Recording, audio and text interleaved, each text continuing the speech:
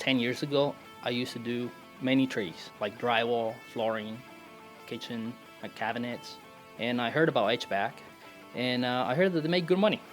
And it's a good way of living, and it's a high demand job that you can have for a long time, especially here in Arizona. So I'm down for it. We get our students prepared for the ever-growing fast HVAC industry here. We live in one of the fastest growing markets in the United States. Every day a house is built with an AC unit on it. Here at the college, we bring you up from ground level. You learn on the most basic things, and we end up graduating you on inverter technology. We partner with companies like Chaz Roberts, Howard Air, and Gettle that actually hire our students after they graduate the program.